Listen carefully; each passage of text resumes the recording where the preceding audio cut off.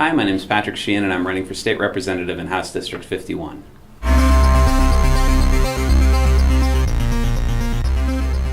Well, I think I bring a unique perspective that I'm absolutely not a career politician. This is the first time I've run for any type of office. And I'm just a small business owner. I have an advertising agency that I've run for the last 13 years. And I'm just trying to bring a more business-friendly perspective to the state so we can get people back to work and bring home paychecks again. As a owner of an advertising agency, all of my clients are businesses. And so I've seen the effects of the tax measures and the effects of overregulation and just the effects of just a general attitude about businesses in the state of Oregon. And I've had enough. So I'm getting up off the bench, and this is the citizen legislature, and it's time citizens got involved again. So I'd like to take my turn now and turn it over to somebody else next time. Well, from a philosophical standpoint, I would say business, but I suppose specifically that trickles down to right now we have a really oppressive tax and fee structure in Oregon, and the two big things that I'd like to do right away to get Oregonians back to work and businesses wanting to bring factories here, that's sunset the tax on gross receipts. Because I think we've seen that thing didn't work, and there wasn't extra money for schools. It didn't fund a gap in the budget. It just didn't work, and we have more people out of work now because of it. The cost of goods are more expensive. It's harder on families. So sunsetting the tax on gross receipts, I think, is one of the most critical things we can do in this legislative session. The other would be to either roll back or eliminate capital gains tax for in-state assets. I think Chris Dudley's been talking about rolling it back to 3 or 4%, and I'd be really happy with that. We just need to get more competitive with other states like Washington, who has 0. Well, I think we definitely need to have a core funding and priority bill where it says we want to fund this, and this, and wherever the line ends up being of how much money we actually have, we need to be disciplined about drawing that line. Now, this is going to be a tough one because there are things that are going to be below that line that we all miss, that are all things that add to our quality of life. But is that something that we're willing to spend more credit to keep? And I think there's a line that needs to happen, and we need to stay on the top side of the line and not spend with borrowed money anymore. I think this is a classic example of where government is not needed.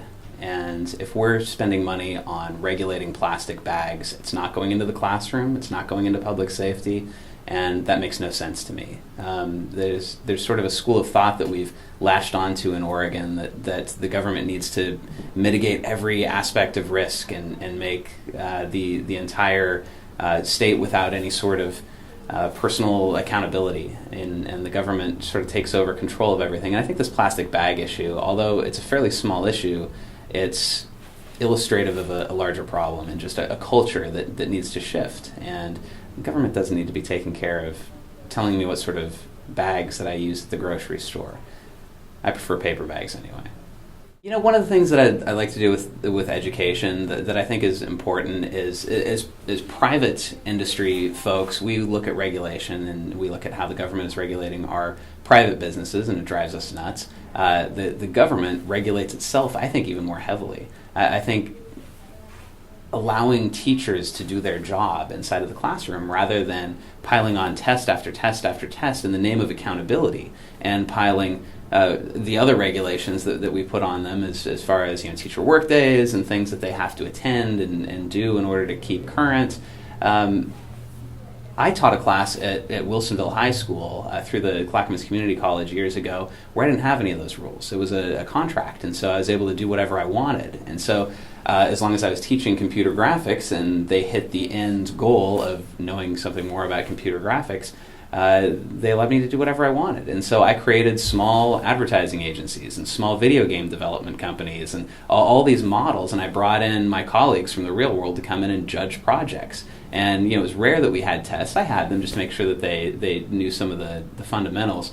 But we put them in real world scenarios, and most of those kids are out in the real world using those sort of skills, and they're further along than they would have been because they have that experience. And that's what happens when you let a teacher teach. When you give them the ability to be creative and innovative in the classroom, that passes right down to the students and creates a better, more well-rounded student that grows up and starts a company. This morning, I was at Clackamas High School, and they've got a Republican club at Clackamas High School, and there's this great guy who's running it. His name's Jehoon, and he has set up a series of speakers that have just been unbelievable. And this morning, he knocked it out of the park. He had the best speaker he's had all year. No offense to Lars Larson and some of the others that have been up there. He had Governor Vic Atiyeh, who's been a mentor of mine through this whole thing.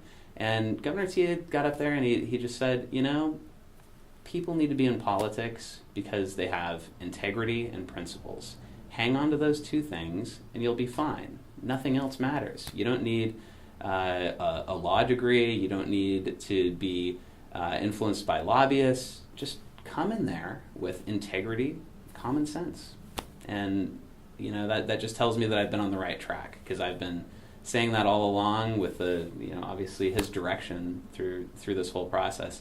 I think Vic Atiyeh was a really principled, fantastic governor and legislator before that. And so I'm using that as the model for the ideal. And I think there is room for those things. It doesn't seem like that very often, but integrity and common sense.